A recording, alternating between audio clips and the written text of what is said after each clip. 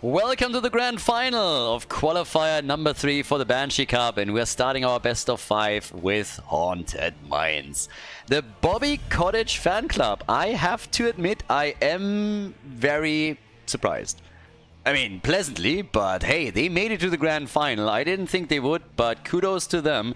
They had quite the run here, some fantastic games, always entertaining, and now they go up against the Bratwurst boys, against the favorites in this qualifier. So yeah, here we are. We have a best of 5 kicking off. We start with Haunted Mines. The starting map in best of 5 series here in the qualifiers is determined by the admins. So again, me and my team, we're hosting the entire tournament, and for the starting map in best of 5 series, we always said, okay, we need to mix things up a little bit. It was a nice little twist for some of the previous tournaments, and the audience liked it.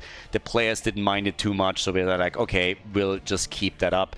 The players vetoed some of the maps. Nobody wants to play Shitamura. But yeah, so we got Haunted Mines coming in as our starting map, and of course, we are now still aiming for the teams to get points for the qualifiers, to go into the playoffs. We have 6 qualifiers in total. This is the 3rd one. As you progress from one round to another, you get more points. Those points are being added up, and after 6 qualifiers, the top teams in the leaderboard, they make it into the playoffs to fight for the prize money of $2,500. All of that sponsored by Psychiv, by Kevin. Again, he is the one that enabled us to host the Nations Cup, for example. He's the Heroes of the Storm Sugar Daddy. He keeps the competitive scene alive. He sponsored this tournament as well. So big shout out to him and a big thank you once more.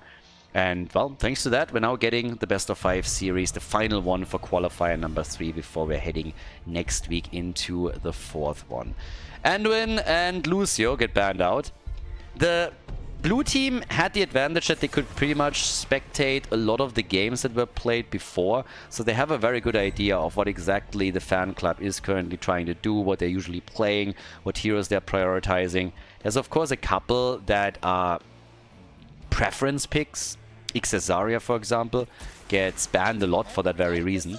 But now we're getting first pick Junkrat.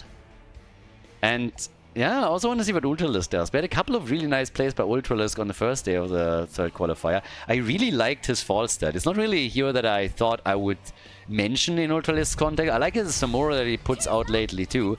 But his fall stat gusts, they were insane. They were just so damn good. So many flies and gusts that were on point. Normally it's a really memey move when fall stat tries to fly behind an opponent and push them in. And it basically backfires most of the time. But he had so many good ones that I want to see it again. Maybe not necessarily on Haunted Mines, but again, time will tell.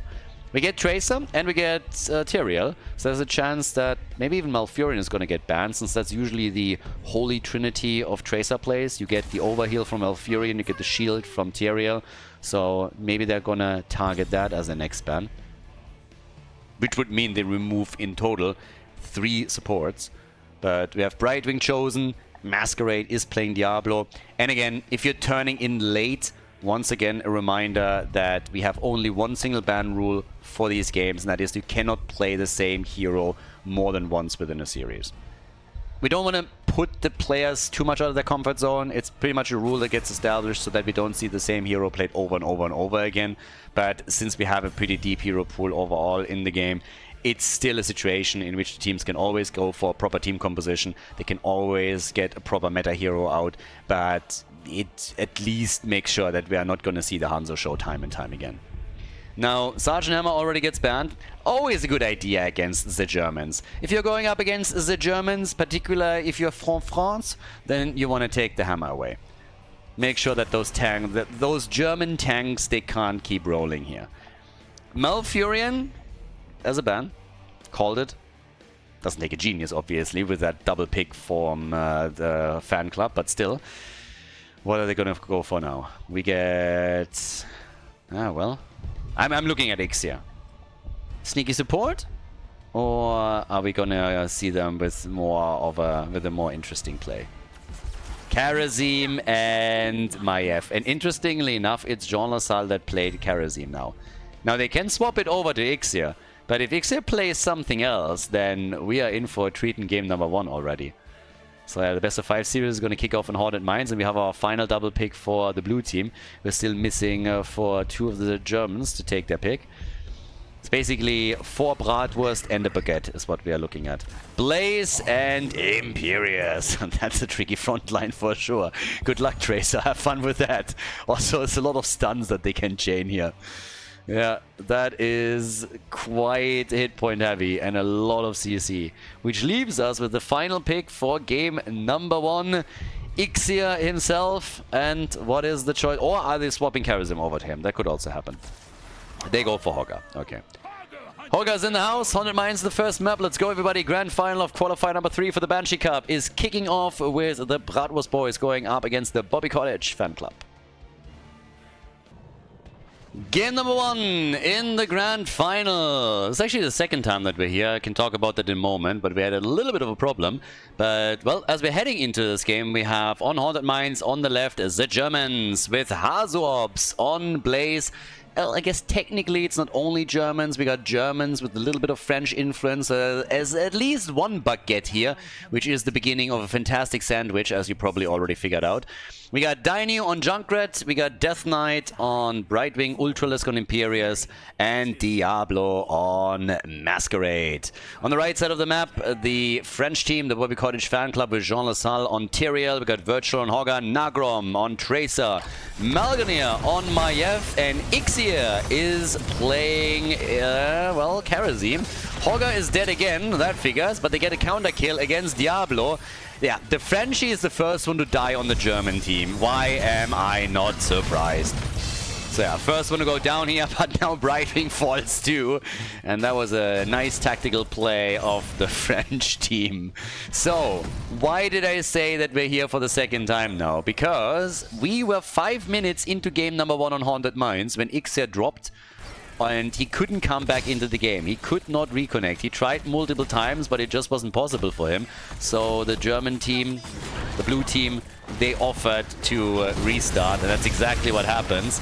So, yeah, a bit of a better position for them apparently right now. But here comes the party. Now, just to be 100% clear, the blue team had the opportunity to just say, like, nope, we're already 5-6 minutes into the game. We want to have the win on map number 1, or you have to play the remaining part of the game with a bot. But they were just like, oh no, it's fine, just restart, not a problem whatsoever. But yeah, fair play right here, so always awesome. Big shout out to them. And now the question of who is taking the lead. Because yes, the blue team was a little bit ahead when all of this happened. Now we have 2 kills in favor of the French team. And we'll see how far teams can now go with this one. But yeah, as we're starting off is obviously the pumpkin camps that everybody is focused on, already taken here down by at the bottom of the map by the blue team. And they're trying to invade at the top. The jet propulsion is in. We have that beefy front line still going on, and they are diving onto the point with everything they have, as everybody is dropping low. And that's particularly true for the French team, I wanted to say, but Brightwing is the first one to fall, followed by Tyrael a moment later. Masquerade is about to get killed, and Hazu falls too, I'd say. Charism is dead. Hazu, he actually ran nearly into trouble, being killed by a minion there. Ultralisk wants to get some damage done. Yes, everybody is so low, but he's gonna fall eventually. He was just split off to the wrong side of the map and had no chance of escaping there. His only potential salvation was in trying to take a hero out on the other side. And it didn't really work for him. So yeah, a bit of an awkward moment. 5 kills to 3. The lead in kills for the French team as the Siege Giants are being timed around the first mines that are being set up right now. So yeah, the mines are coming up and it's time to shine. Who's gonna drop down first? Who's gonna get the big golem in the first rotation? I mean, in experience, the 2 teams are still more or less identical. Nobody has really taken a massive lead or anything. I would still assume that the 2 of them are joining the mines pretty quickly. And yes, it's already happening with the side laners.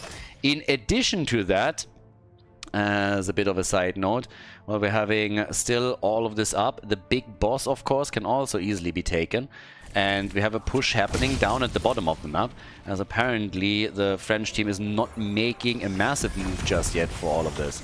So, yeah, they're giving up a bit of a position down in the mines, but we have from both teams now multiple heroes starting to fall down there. The big heavy front line is not enough to save Junkrat, so yeah, the Germans are starting to struggle a bit. Now, well, with 6 kills to 3, it's still even experience. We have 10 stacks to... 10 stacks on Golem to 12 now. But a little bit of ground is for sure being lost here, as they're going again for the game around the mines. Over and over again, trying to hide here, but with the attempt to split out the way they do, the French team is taking the lead. Up on the top tier, another stun, nicely executed by Blaze, and they're getting the kill on Hogger, I'd say. Yep, they're taking him down eventually, just before he is able to escape and zip back out. The chase is also on in the lower levels, as we have Ultralisk attempting to go for Malganir, who moves out at the top straight into the hands of Hazu, who's trying a jet propulsion stun, cannot properly execute it. Malganir now on the run, taps the fountain and is still alive. The teams have definitely shifted their strategy a bit, because now what we're seeing from the blue team was a lot of damage at the top fort, and they nearly took the thing down here. They had the siege shines and they timed them really well around the objective, and were then able to destroy the structure nearly completely. That also meant that they are suffering some losses down on the lower levels as mentioned previously, so it's 38 skulls against 18. But with level 7 now kicking in for the red team too, we are getting a swift retribution and we have bound by law. There was actually one additional change that was made, which is also kind of interesting. Malganir switched. So it was Jean Lassalle that played, I believe, Maiev earlier. Not quite certain, but Malganir was actually on Tyrael and they swapped heroes too. They announced it in Ast and the German team was fine with it. But yeah, a lot of changes being made after this remake. So now double kill against the blue team. They're losing Junkrat and they're losing Brightwing. That makes up for quite a bit of problems, because that golem at the bottom of the map is still up and it's next on the list. So they're going to go for this one super quickly. And this is going to end up with a pretty solid lead on the first objective for the French team. Yeah. Now, the first golem obviously not that massively powerful just yet. That's always the one thing. The first golem is usually not that big of a game changer, even if you are getting ahead. But it's got to be a 50-50 as it seems, since the blue team, I expected them to maybe go for the top fort and try and take that out and just let the golem go. But they committed fully down to the lower levels and to the skulls, and they were actually able to do a lot of damage with it. And they took out 50 skulls for themselves. So it's an absolute dead even first objective between the two teams. They are still pushing it a bit towards the top here. And Masquerade and his body blocking skills here is not bad. Like they have to be careful that they are not getting caught, and it seems like Masquerade, at least on Diablo, is going to have a problem. He has his soul stack, so he will be back if he dies, but of course they want to keep him alive. But it's going to be a big battle. I mean, everybody is now committed to the top side fight and is going straight for it now. And it's Tyrael being fully caught there, finding himself on the wrong side of that fight. He goes down first. Everybody else is now pushing for the top side fort, and this one is going to get destroyed 100%. No way of saving this. So one fort already down. The lead in experience also goes to the blue team, and this is going to result in them having an early level 10. They're going to get heroic abilities, and I think they can use them in this team fight too. So this could spell disaster for the red team. They lose Karazim already. Yeah, Hogger goes down 2, dies at the bottom of the mines, and Diablo is even trying to stop them from moving past the gate. As the golem is still there, even a siege giant camp is ready. Down to the bottom of the map, yes, the wall has fallen, but the golem is going to get destroyed, easy peasy. And the lack of a level 10 ability was such a massive issue and such a huge setback that you can really see the French team struggling now. 8 kills to 7, they might be ahead in kills, but they have definitely lost a lot of ground in that last minute and a half. So they're trying to bring this back by going for an aggressive move and forcing a fight around the disc. They got Judgment, by the way. Yeah, and they take down Junkrat again. Nagrom is just trying to farm Junkrat whenever he sees an opportunity, and he's going from one quick fight to another. This allows the French team to go for the camp. They claim it. Siege Giants are, by the way, still up here. I don't know why nobody's defending this. Catapult is being blocked by the Siege Giants, but the Siege Giants alone are already doing damage here. And just let it happen, because they're chasing down at the bottom of the map. Pumpkins are getting eliminated. But somebody has to go back, and I guess it's going to be Virtual, but this is a lot of damage that was done over here. Way more than they should have suffered. But there is, of course, a reason for it. The red team is trying to pay them back in kind and destroy the bottom fort, and they're getting closer and closer to make that happen. Problem is they went a bit too deep. Ixir gets caught and killed, so yep, he's eliminated. The disc against Imperius to stop the chase, but since the blue team has already gathered some momentum down here, they might even be able to go and destroy the bottom fort.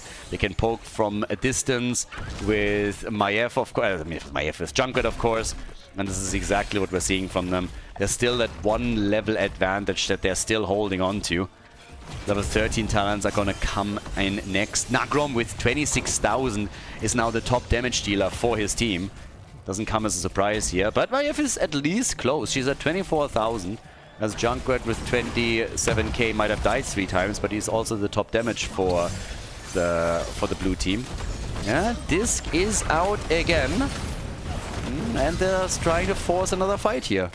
So, it's a spicy one. I love how the Bobby Cottage fan club has just now gotten the reputation of being a super aggressive team, and they feel they have to prove it in every single battle. Junkrat, again, trying to dish out damage, but it's Tyrael that dies first after initially using Judgment to move in and try and prop a kill up for them. They didn't quite get it, so now it's level 13 on the board for the blue team. They've lost Imperius, but they took down Tyrael.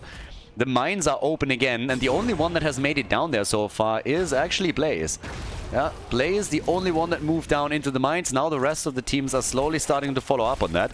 With level 13 talents, we have a slight advantage for the blue team, as they are aiming to get a stronger golem now. And for the red team, it means spending some more time on the upper level and getting a few camps in. So right now, the first goal is to get Siege Giants to get some more lane pressure going. They want also to get all the experience so that they can catch up in talents and get level 13. But this is all the time that's being used by the blue team to get themselves a significant lead. 46 to 22, and that leaves us basically just with the golem down there. So Golem is going to be the main thing, for now ignored as they're starting to fight at the top. Yeah, Hogger gets killed though, as they are trying to assist him. Bunker is already out, Ultralisk is attempting to chase, Judgment is in, but he already moved back slightly, and there's the barbecue.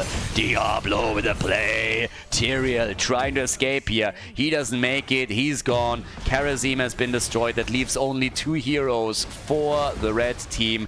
And of course that results immediately in an attack against the Golem by the blue team, by the Bratwurst boys. They're coming in here to take down the Golem and get a mad advantage on that objective. And on top of that too, as you can see here, the defense at the bottom of the map just falling short of saving the fort. So this one falls. But the blue team is now also taking the lead in kills. And I have to say, again, I have to mention this once more. Bathrobe and Bratwurst, obviously, because Masquerade always wears his bathrobe. But at the same time, why are they not called Bratwurst and Baguette? That would be the perfect sandwich, or at least the beginning of one.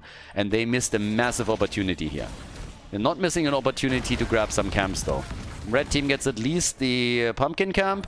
But over here on the left side, they can now sync this up so that the camp defeats, or, well, helps with the defense against the red team's golem. But yeah, 78 skulls against 22, you see where this is going. I mean, this is massive.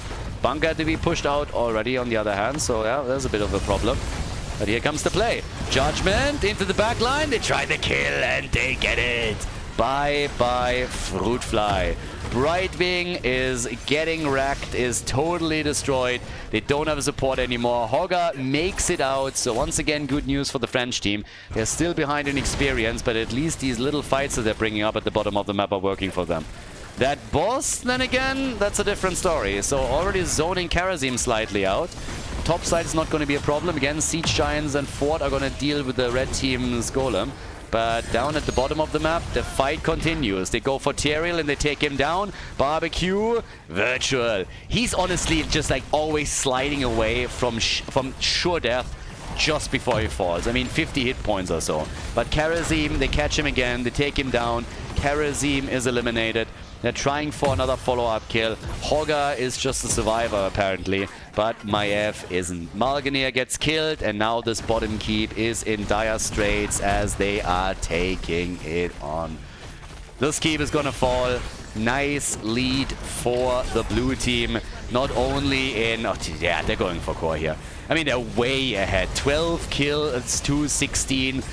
1-2 level lead, level 16 advantage, and now all the momentum in the world to go straight for the core at the 14-minute mark.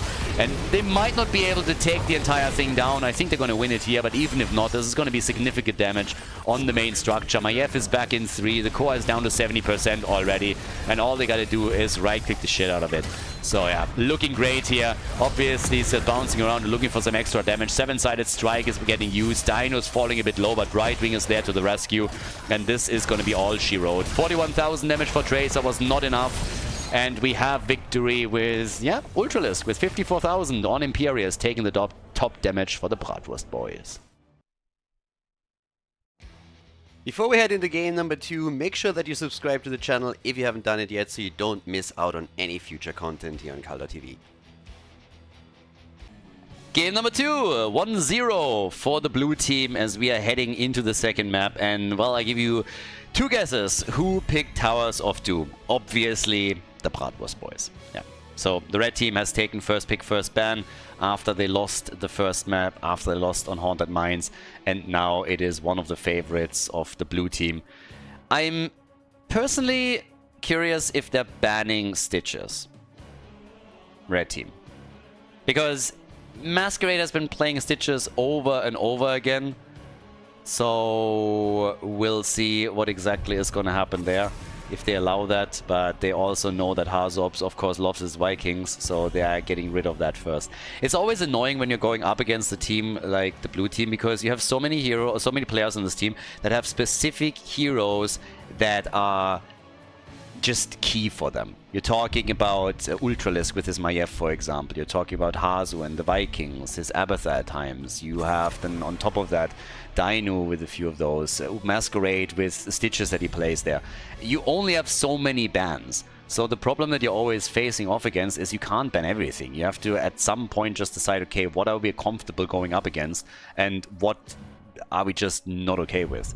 Do you ban... I mean, Maiev already being played by the red team eliminates her, so at least that's something that Ultralisk cannot play as this continues. But since they are banning Genji now, Stitches is available. So if Masquerade wants to play it, currently they could lock it in. Not necessarily as a first pick, but then later on. So we'll see. I mean, either way, you can get rid of some stuff. Could also be another Zarya ban, by the way, considering that Ixia hasn't played it yet and will probably eventually try and get her. They have played, by the way, Zarya and Garrosh on this map, but instead of banning out Zarya, they just banned Garrosh instead. So it's a little bit of a soft ban on this. It's like, if you want to have Zarya, you can get her, but you're not going to get the combo with Garrosh. So that's where we're drawing the line. And it's putting additional pressure on their tank too. But now that we're heading into a first pick, it's Lucio. Ixia with Lucio, again, the guy is amazing on supports. We've seen him with his White Mane, with his Ana, with Lucio now. So let's see if that is going to be enough to give them the upper hand against the blue team. As we're now heading into the first double pick. So, what are the Bratwurst boys going to start things with? There's still Samuro for Ultralisk, by the way. Ah, Uther Hanzo. Technically, you could still play Uther as a main tank if you wanted. There's actually a couple of interesting heroes up now. So you still have Samuro up, you still have Sylvanas up, for example. We could see an Abathar composition if they still wanted to play that. Then it's always that Stitches combo that you can play. I mean, right now, this is already leaning towards it a bit. If you get a Stitches hook, Gorge, then Uther with a stun. We've seen Falstad being played in that position too by Ultralisk, for example, just to get those gusts going and have those isolation plays after Stitches gets a Gorge. That's why I want to see if the red team bans Stitches, if they're trying to get rid of that. Muradin and Dehaka. They love to play Dehaka. They're playing Dehaka so many times right now. A fantastic side laner, obviously, as is.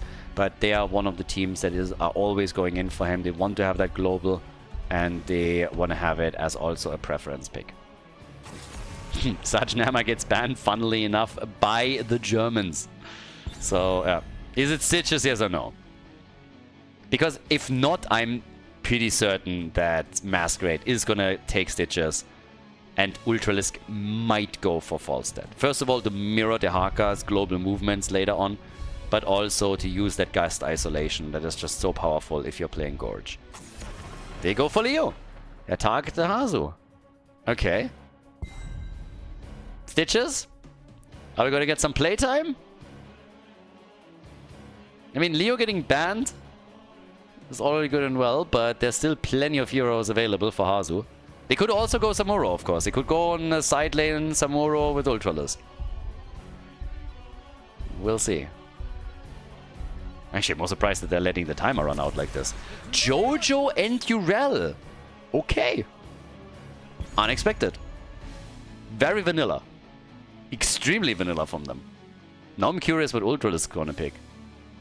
But I would have not been shocked in the slightest to see Masquerade drop Stitches again. He's been doing it non-stop on towers. I mean, non-stop. But okay. Final 2 picks. We need some damage for the red team. Deathwing and Kel'Thuzad. Alright. Nagrom with Kel'Thuzad, that's a statement. Going up against Dainu and against Ultralisk with Kel'Thuzad, good luck, my friend. To be fair, Maiev is gone. There's a couple of others that are also eliminated, but he goes quickly for Li Ming. So yeah, it's going to be a mage battle. Towers of Doom, game number 2. Let's go, everybody. The second map of the grand final of qualifier number 3. Game number 2, Towers of Boom, as we're going in with Hazobs on Urel. We got Dainu on Hanzo, Death Knight on Uther, Ultralisk on Li Ming, and Masquerade on Johanna. It's kind of funny that Death Knight is playing Uther. Like, that doesn't fit. Anyways, Bobby Cottage on Bobby Cottage FC, the fan club, with Ixia and Lucio. Jean Lassalle on Deathwing, Virtual on the Haka. We got Nagrom on Kel'Thuzad with the Barb Chains on level 1. And last but not least, Malganir with Muradin heading straight into the Dwarf block as his level 1 talent. So, we're off to the races. Game number 2 in the best of 3. Who's taking it? Yeah, Nagrom, I mean, the problem with Kel'Thuzad is just simply that it's a very squishy hero. So the issue is he doesn't have any big mobility that would allow him to get out of team fights, and since he is pretty weak in hit points, he can get killed very quickly. If you can guard him... Oh, Dainu. Yeah, Malganir saw a kill. It was a bait, it was a ruse all along. No, Malganir just saw a kill there. If he would have jumped in earlier, that would have been the end of Dainu and he would have died right away. But we'll see how good the Kel'Thuzad play is from Nagrom, because I gotta admit that Kel'Thuzad is kind of fun to watch and he obviously adds a lot with the control, but he is squishy, he doesn't have an escape. If you have any mobile heroes or anybody that can just drop onto him and take him on, he will get killed quickly, and that's why Ultralisk is also playing Li Ming here. The idea, of course, being that you just destroy him with a single combo, for example, but yeah, time will tell. The quest for Nagrom is now to finish his baseline. Get this one done, the Master of the Cold Dark, get that extra 75% spell power, and also get that Glacial Spike. And those are the things that you really want to get as quickly as possible, and he's going to try and pull it off as quickly as he can, participating in pretty much most of these little skirmishes that we have down here, as the teams are starting to... Oh, that's a kill. Yeah, that's a dead Uther. Goodbye, Uther gone, and the teams can now go for the camps, for the pumpkins, and maybe the red team with an opportunity to steal this away. And not if they're not committing though, so if Malganir is the only one that makes a move for it, then it's definitely not gonna happen. Already a bit of attack against Nagrom, and yep, here's the problem. Right here. You have Urel jumping on him, and that is the end of Kel'Thuzad. So, he's eliminated. And then, at the meantime, we're having also Hanzo taken out, so at least they're going for a counter kill. The Haka came in and very quickly was able to drop the boy with a bow. Level 4 talents are kicking in for the two of them. But I think what we just saw against Kel'Thuzad is something that we're going to see a lot more. Urel trying to make a move for it. Hanzo's going to YOLO his arrow out later to make a similar play. And then it's all going to be up to Ixia with Lucio to try and keep Kel'Thuzad alive. That's going to be the name of the game. With level 4, we're getting the armor of the Arclich. Muradin with another Stormbolt. Misses it though. Yeah, Masquerade is already deep, and there's again the focus on Nagrom. They want him, and he's barely getting out, but a lot of shots had to be soaked up by the rest of the team, meaning all of them are a bit low down here. Top left, top right, easy exchange between the side laners as the first 3 altars are up on the map. And now Deathwing is doing what Deathwing does. He is pissing people off that are trying to channel altars. Or isn't! Okay, never mind me. Never mind, Deathwing at the bot lane now. But he is definitely going to do that later on. We're going to see that quite a bit. It's one of the best things about Deathwing on this map, that at some point you can just drive an opponent insane because they're trying to stack. You should also stay away from those choke points. Death Knight low, does he get the cooldown back? Yeah, heals himself, and yeah, he's not going to get out. No, he delayed it, but he's not going to survive. This is the second time that Uther went down already. Not a great start for Death Knight. Not even a little bit. So they're playing a little bit of an Uther farming simulator. I mean, the guy hates Snowman, so obviously he is very suspicious to pretty much everyone. And if you are Master of the Cold Dark, anyone that is taking Snowman down time and time again, you want to kill him. So, Malgan... Okay, Malgan makes it. For now. Level 7 on both sides. Income. Once that Blessed Shield is out, by the way, this is going to get so much more difficult for Kel'Thuzad. Right now, the only reason why he survives some of these encounters is because there's no Blessed Shield to lock him down. The second a single stun hits him, I think he's going to be just dead. That means Hanzo Arrow, that means the Blessed Shield. Yeah, there will be plenty of tools that they can use against him. But okay, either way, 3 kills to 1, still favorable for the fan club. So the French team doing okay here. The Chilling Touch is in. Rotations are still happening. And they're poking this out towards the... I mean, it's still a fairly open game. Like, no big leads in experience. Maybe a little bit of structural damage has been done, but honestly, nothing to write home about. It's a pretty solid early game from both of them. The usual 2-1 exchange in the first altar phase in favor of the blue team this time. But now that level 10 abilities are going to get a bit closer, I think this is when the real game starts up, because with those heroic abilities, you can do a lot, I think. And Uther, he keeps being targeted here, and it's a huge problem for Death Knight. Death Knight is going to die again. He's getting farmed. He's getting absolutely farmed. This is the 3rd time that he has now fallen. Out of 4 kills, 3 were against him. Masquerade is moving back now too and makes it past the gate. So they're fine here. But the fan club is picking up kill after kill after kill here.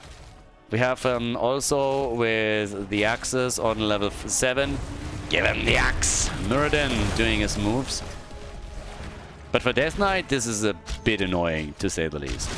I would still assume that they're going straight up into Divine Shield, so I guess he can use that if he has problems later to save himself, but that's not really what you're trying to get a Divine Shield for, right? It's usually not the game plan. Seems that they're still hoping to just put Nagrom under pressure here. Also, Ixia finds himself into a corner and makes it. Nah, okay, he gets killed, thank God. For just a second, I was really thinking that he was able to sneak past them. That would have been hilarious, but yeah, he gets killed. Masquerade is also low. Deathwing comes in, doesn't get the kill, but the Haka might, and does. So, kill for a kill, but the fight is not over yet. We have Deathwing moving in deep. Isolation, the early level 10 for the red team, doing wonders for them here, but it is Deathwing that falls. Deathwing dead. They still want Durell, and she just jumps out and doesn't care. Instead, Ultralis gets hit, but is still able to make it out of the fight. Everybody's low down here, particularly the Haka, who still is trying to escape and get out of this, and halves away. They're not even able to catch him. The Haka just leaves everybody behind. An absolute betrayal as he is just coming in and is like, okay, I'm out. But they're all able to walk away, so all's good. All's well that ends well. Stormbolt zoning Stormbolts now from Malganir. Oh, and here come the living combos. Hitting them hard.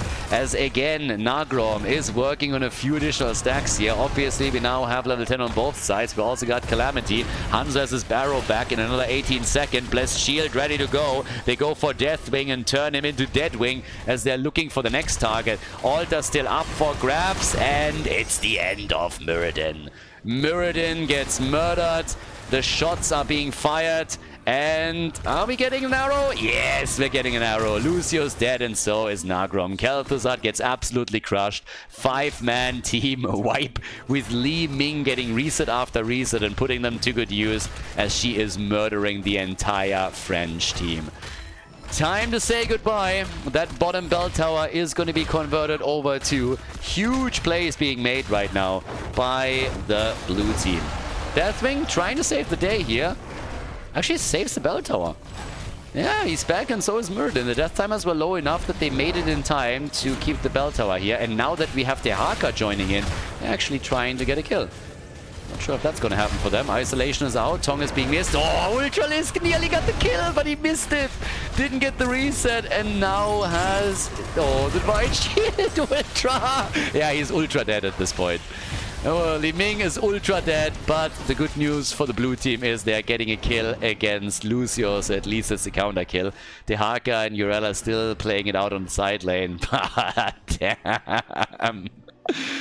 Oh god. 13 is on the board now. That gives also the Illusionist over to Li Ming.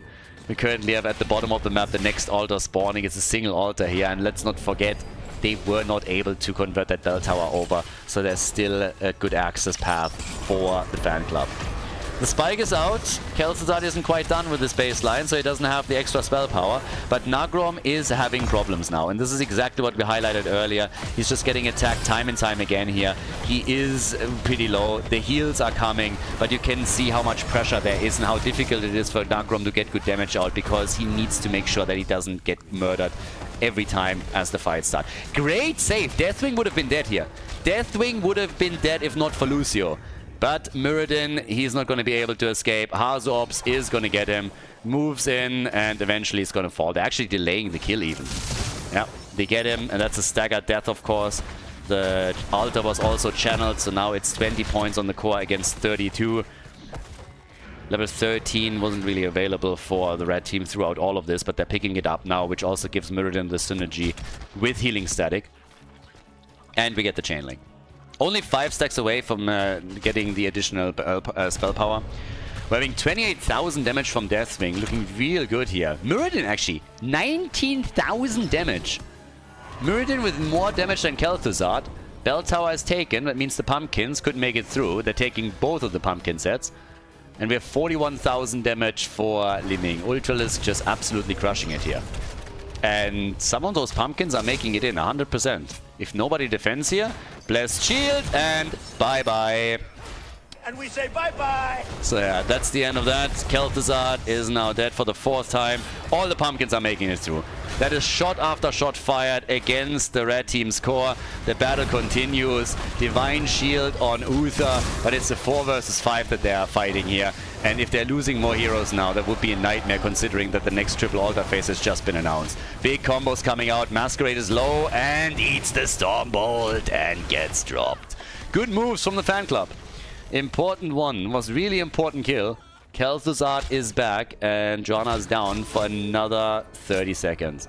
But the experience gap is something that should really worry the French team, because they are now nearly down 2 levels. Let's call it 1.5. And probably more importantly, the issue is that we now have a situation going on where level 16 talent is definitely a reality. So at the top left, they are still giving this up for at least now. Uther is getting the channel down at the bottom of the map. That's already 5 shots fired that they're going to get 100%. And of course, it is going... actually, Deathwing is still interrupting, I suppose. Okay, but at the top, the fight continues. 12 kills, 2-7. And they're still fighting for all of this, with the support missing, being stuck down at the bot lane. It's essentially a 4v4 where sustain matters. Ultralisk is looking for a good angle for the combo. Gets some damage in, and they just flatten the Haka like a pancake. Gets absolutely crushed here. Shots are fired at the bottom as Deathwing is dropping in with another superhero landing. But Uther is now moving up topside, and they are going to grab this. Ultralisk is already making it happen. Another 5 shots shots fired, and they are now down to 4 points on the core. So a boss could end game number 2 or another single altar. I mean, they are chasing them, they're farming them, they want them. They want Nagrom in particular. So much damage pushed onto Khaldor that he never really had an opportunity to dish proper damage numbers out, as you can see. The fight, and here comes the reset again. Li Ming with 1, with 2, looking for kill number 3 after she dropped Muradin and Deathwing. And now with that 5 versus 2 situation, they can go for the boss and end the game. Don't have to chase yet. Li Ming YOLOing it a bit too hard as it seems and dying. Ixia at least survives, so he makes it out. I guess that's the only good news that they have in that spot. But yeah, it's obviously disastrous. Masquerade YOLOing a bit towards the front, hoping that maybe Khaldor is just behind that wall. That's not the case though. Still no level 16 talent for the boys in red either. Now, they're getting it soonish, I'd say. But right now, it's the pumpkins that they need to be concerned about. Because if these connect, then they're down to a single point on the core. And of course, we're still having a couple of fights happening in the middle of the map, as you can tell here. Next battle is already brewing. And yeah, it's not looking too good for them. No. Maybe now, if they can get some kills, that would go a long way. They're trying to force the fight again. The pumpkins will make it. You can see them down the bot lane on the minimap. Over here, it's an attempt to get some kills though. And, well, can they get any? Doesn't seem like it right now. Pumpkins made it through, all 3 of them, single point on the core. That's all that they got, and it's a double altar phase that comes up. And with Uther, they can also cheese it. With Uther, they have, of course, a perfect opportunity to simply cheese it, but they don't even have to because Lucio is down. Nangrom is gone with Khaldor. Deathwing, Muradin, it's a 5-man team. Wipe. Everybody is gone, and that is a game. Another victory for the blue team as the Bratwurst boys lock in the 2-0. Now, they might want to do it in style and go for the boss instead of just channeling a puny little altar, but they will win this no matter what. So, yeah, nicely done. Well played by them. Pretty spectacular victory, honestly, with 22 kills, 2-8. They are making it happen. Could have gone for the altar, decide to finish the game off with the boss.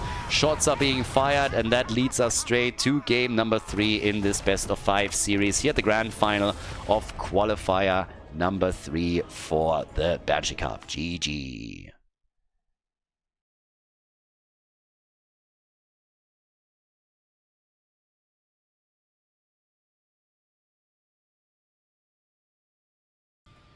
Well, we're going to game number 3, Battlefield of Eternity. So, is this going to be the last one in the best of 5 series, or is the red team bringing it back and forcing another one? Right now, we have a pretty comfortable 2-0 lead for the blue team, obviously.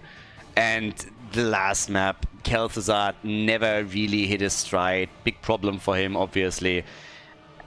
Even had problems completing the quest, and then on the other hand you had Li Ming just getting reset after reset, jumping in and totally destroying them.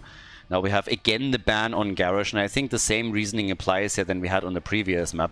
They are fine with Ixia playing Zarya. The one thing that they're just trying to avoid is the Garrosh and Zarya comp, and they're feeling that Zarya alone is just not worthy of banning, but they are trying to make sure that the French team doesn't get one of their strongest frontline compositions.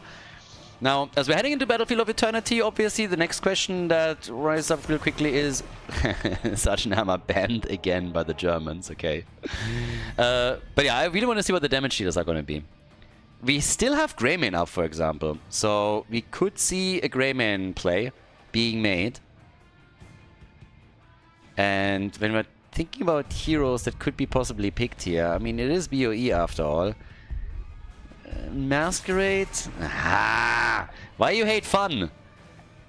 I would have loved another Vala play. Give me that arrow build. Anything with the dings, with a little bit of stacking would have been great here, but yeah. It's actually a map choice for the fan club. So after they lost the first map, they decided they want to have first pick, first ban. Now that they lost the second map, they decided, okay, for this one, we want to determine the map. We want to make sure we are playing on Battlefield of Eternity. Anna as a first pick. I think this is as much a deny as it is a pick for Death Knight. That obviously is already begging a couple of questions. Who are they going to boost with that? But yeah, I think one of the reasons why they're going for an Ana first pick is really to take it away from Ixia. They were probably suspecting that Ixia was going for Ana on BOE now. So it's not really a bad choice. Artanis as a first pick and Cassia. Somebody wants to go for a couple of blinds. I mean, you can steal Artanis away from Dainu. Oh my god, Kira. No, no. Kira needs to go back to Wakanda and do some extra training. She's just... Kira is basically just a handicap that you give yourself. I think the last 20 Kira games that I've seen, she might have won a nap. Maybe. We've seen Ultralisk a few times, I want to say, with Kira, but even then it was rough. It's just like, I am not a Kira fan. She just feels lacking. It always feels you win a game despite picking Kira, not because you picked her. So yeah. Chen, on the other hand, this time apparently is a main tank, at least potentially. You can definitely do that in Battlefield of Eternity. Chen can be pretty fun here. We had the... What was the last Korean tournament that we had? Was this the Skyline Cup? It's on my YouTube channel in a playlist somewhere, but there we had, I think it was Capybara playing Chen as a main tank on this, and it was crazy, so yeah. Stukov is in. Well, in the bans. And Rexa got banned against Hazu. Okay, so that leaves us with the next two picks for the red team. I mean, again, that earlier Tannis pick already a bit wild, but I still assume that they thought Dino would pick it, so that played a bit on a role in the decision that they made here. And there's Zarya. So they're still going for Zarya, and they have Malfurion. Even without Garrosh, they said, okay, it's BOE, we're going Zarya. And with Artanis, that's really annoying. You had overheals from Malfurion, Artanis with his survivability, Zarya with the extra shields. So how is the blue team going to react? They need two more picks, and what are they going to go for? Yeah. Well. Meat! The meme dream, the Butcher and Arthurs, these guys might go a little bit too deep here. They don't even have an actual range damage dealer. Yeah, I think they're memeing a little bit too hard. I'm all in for some fan service drafts, but boy oh boy, I think they've overdone it here. So, Nagrom as the final pick. How do you even react to this? I don't even know. Battlefield of Eternity, it's Leoric. Final pick, game number 3. Let's go, everybody. We have Bobby Cottage Fan Club going up against the Butcher. Game number 3, match point number 1. Match point for the blue team, and boy did they go deep in that draft. Hazu Ops on Arthurs, we have Death Knight on Ana, Dainu on Kira. I mean, that already was a pick where I was just like, well, and then they dropped Ultralisk on the Butcher. Ultralisk on Butcher, and Masquerade is playing Chen. The French team on the right side of the map with Virtual on Leoric. We are getting Ixia on Zarya, Malgania on Cassia, so yeah, he's swapping roles. We have Jean Lazare on Artanis, and Nagrom with Malfurion, and he's going for Groot. He's going full broccoli on us. Okay, so we have quite a few changes here. Broccoli is in the house, the Vengeful Roots, and the Butcher is looking for meat. Meat, meat, more meat. And he's getting some meat. He's getting a lot of meat. He's getting a ton of meat.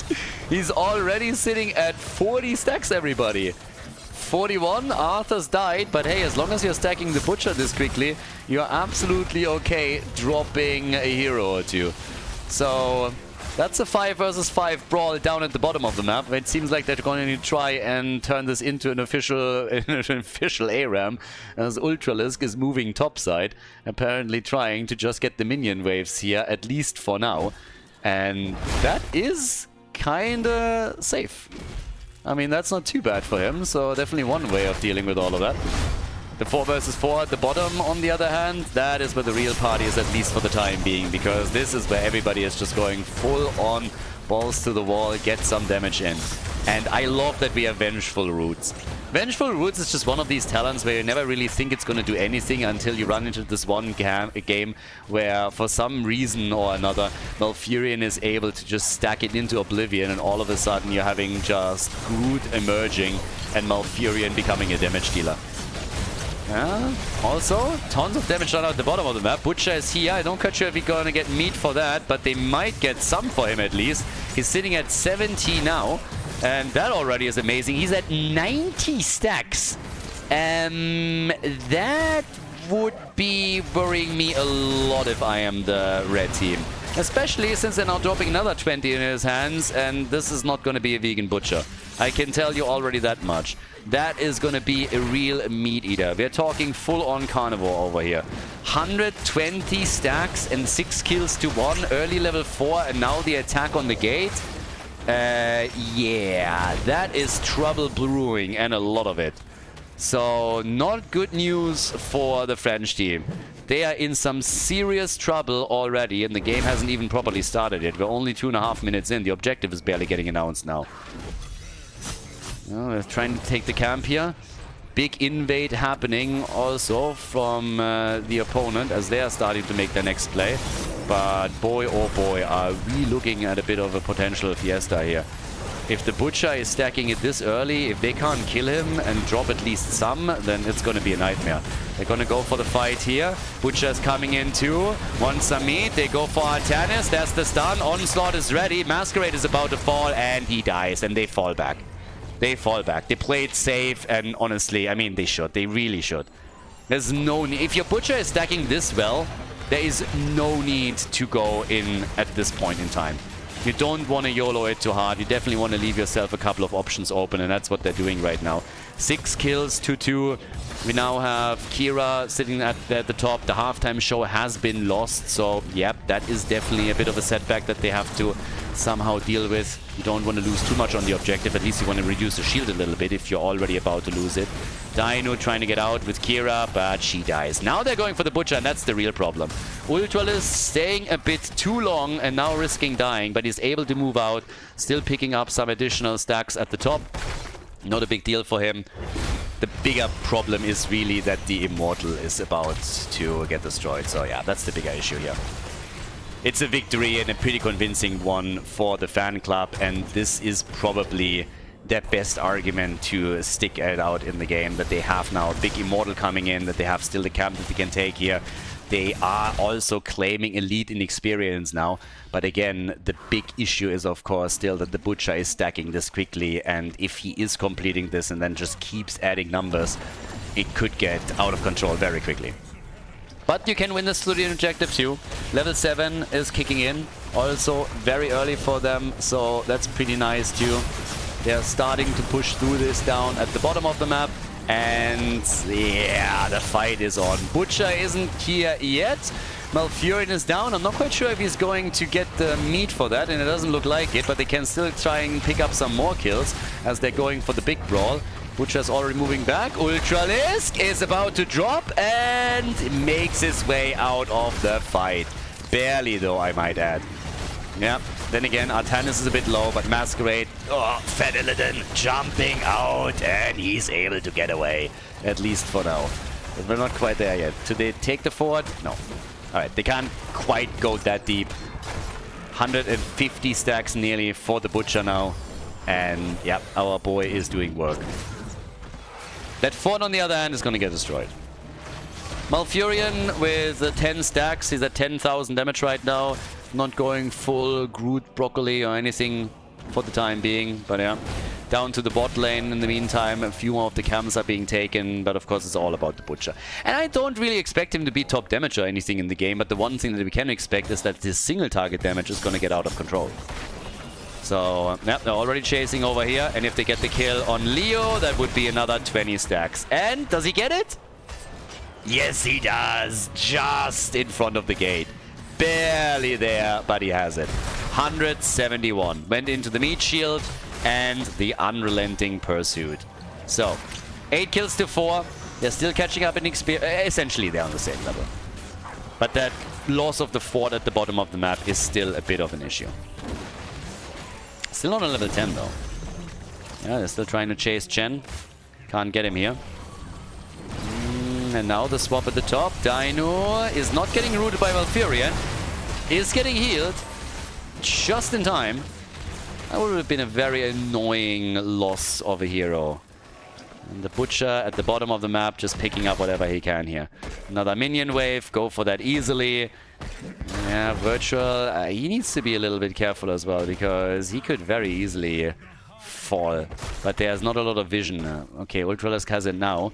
So he can go for it with the 181 stacks that he has. One single hero kill and he's done. And then he can play a lot more aggressive. Then it doesn't matter anymore if he dies. Well, it matters then still, but yeah. He has a little bit more freedom to work with. So Butcher's already starting to move in towards the top.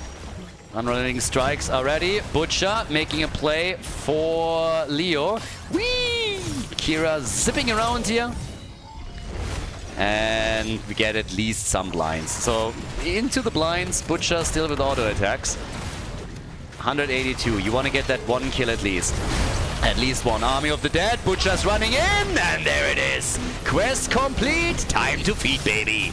Oh yeah. 200 stacks for the Butcher. He can die. Totally fine. And he does. But so does Zarya. So the rest of the team still has to play this one out. But now this is fantastic for Ultralisk. Again, way more heavily focused on team fights now. That's the end of Jeanless. No, not. Damn, they're losing Cassia though. Maybe still the problem for them. Kira. Not enough damage for her. Not enough damage. Leo made it out. And now they can go again for the objective itself. But yeah, this was the big one. This was the big one. Taking on the meat stacks with the Butcher. And he can just now absolutely slap. And if the game continues anyway, in any way, shape or form, the way that he has been played out so far with this many kills, then his numbers are going to be ridiculous. We're not even at the 10-minute mark yet, and he is already done. So yeah, this is going to slap. He doesn't have his ult back up yet. But yeah, they're playing this slowly. And now, of course, minion waves are a lot less enticing for Ultralisk. He's still playing it safe in the way that he's rotating around here. But now they can just start targeting some heroes. And his ult is back up in a couple of seconds. There's the trap for Chen trying to jump out. Butcher with the engage. His ult in 2. Can go for a quick slaughter. Lamb to the slaughter. No, maybe they go for Malfurion and he's gonna die anyways. Don't even need an ult for him. He's definitely dead. Can just charge in. 210 stacks for the Butcher now. And with every single kill, he becomes more of a powerhouse. And boy, they're all gonna die. They're all gonna die. So, meat! Way too much meat. Oh boy, oh boy. The Butcher is at 250 stacks. Way too much meat. That was disastrous. Absolutely disastrous for the Frenchies. Butcher in full choke point, wrecking things, and he is just gobbling them up one at a time. 250 stacks, 10 minutes in. He's at 17,000 damage. Again, Butcher is not going to get top damage. It's not about the overall damage number. It's about the single target damage that he gets out. And he is going to chunk as this continues. 16-7. Butcher jumps in. Malfurion is just gone. Insta-kill. Pretty much insta-kill. Comes in and just drops it. Now they're going for X here. Zarya, good luck, girl. She's dead too. 270 stacks now for the Butcher. Absolutely no way of saving this. I just don't see it. I absolutely don't see it. Another kill. Butcher is just chunking them down. Rest of the team, obviously, with enormous damage as well. Masquerade just always there, body blocking them, jumping on them. But the Butcher with one kill after another now. He's at 290 stacks. And now they're even going, maybe even for Antanas there. It's a big shield also on the Immortal. We have now 50,000 damage for Kira. We have 45,000 damage for Cassia. And the Butcher again with one hit after another. They're targeting him. They want him. They want to take him down as quickly as they can. And they might get the kill here. They do. They do get the kill. But still, he is crushing it. Now, this is Malfurion getting targeted again by the blue team, and they might... he's not the only support that gets targeted, by the way. Death Knight! The mace to the face as Diablo swings for the fences and takes him on. Cassia drops 2. And boy, oh boy. Hazops falls. In the meantime, the Immortal at the top lane is just like, I'm just doing my thing here. You guys can do whatever you want. I'm just going to kill people. So, yeah, whatever's happening, I'm a happy panda. Fort is destroyed. This is the first one to fall on the red team side. 22 kills to 10. We have 32 kills, guys. We have nearly 3 kills per minute right now. It's glorious. It's absolutely glorious. Oh my god. Yeah, now they're jumping onto Chen. He's just barreling out. That's the one thing that you can always do when you're playing Chen as your main tank, pretty much. You're just using... You're just always dictating when a fight takes place and when it doesn't. Barrel out, barrel in. It's not so much isolating heroes on the other side with the barrel. It's more so forcing opponents back, allow your team to retreat, and save yourself there. Your last line of defense, essentially. So, we get the Blood Frenzy now. Butcher is again at 290 stacks, and they're already running. They're already running. Artanis. Yeah, he wants a hit. Cassia is still going for the blind. Zarya is now gone. Butcher is at 300 stacks. Wants a bit more here. Can't quite get it. Charges in, and goodbye. That's Cassia gone. That's Artanis gone. 320 stacks now. The Butcher at 29,000 damage. He just picked up, I think, 7,000 damage. Just look at it. Just look at this. It's ridiculous. He's absolutely crushing them. Total destruction. Utter destruction here. Another charge, and that's a double hit on Malfurion, and he's gone. Ultralisk now with 33,000 damage. He's at 330 stacks, and he is a killing machine. A killing machine that shows no mercy. No mercy whatsoever. They can go for the Immortal. They don't even have to. They destroyed the bottom fort without ever really relying onto it. They just pushed in with what they had, and it is brutal. Absolutely brutal. Crazy draft for the last map, and it is working out for them. So, yeah, job well done. Nicely played. And how much deeper can they go with this now? How much deeper can they go here? I mean, first of all, they're chunking this bad boy to pieces within seconds. That's a halftime show victory. Just look at the minimap, and you're seeing all of the camps that are pushing now in favor of the blue team. That's, of course, even more of a problem. Butcher comes in again. Has to be careful of the blind there for just a second, but can re-engage. Once he hits level 20 and has the Slaughterhouse, it's going to be even worse.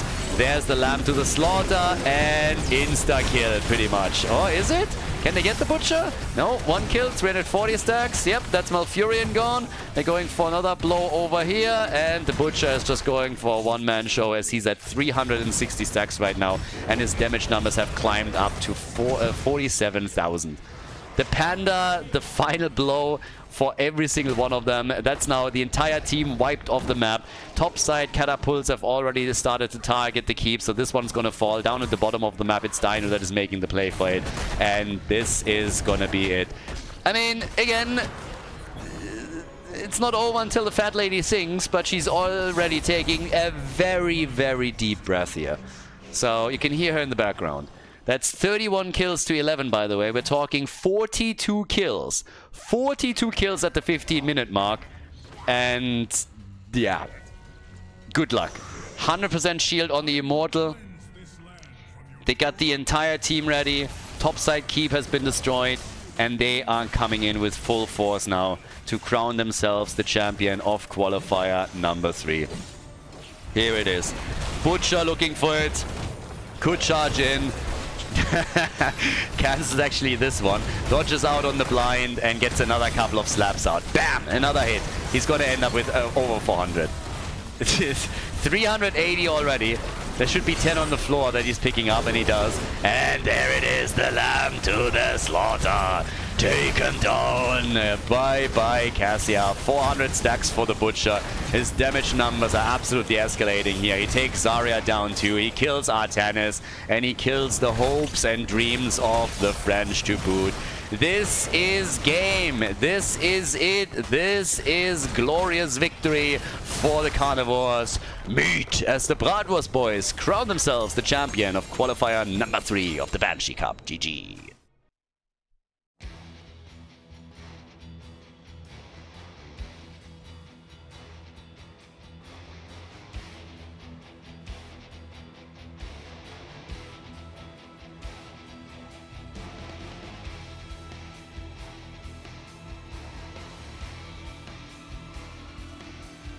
Thank you everybody for watching the video today. I hope that you enjoyed the show and the commentary. And keep in mind that the spoiler protection that is going to run for the rest of the video is made possible by all the support on patreon.com. So guys, if you want to support my work, if you want to help me start new projects and keep the spoiler protection in place, please consider heading over to patreon.com/Khaldor. There's also a link in the YouTube description, and check that out. Thanks in advance, and see you guys next time with more esports coverage here on Khaldor TV. Have a great day.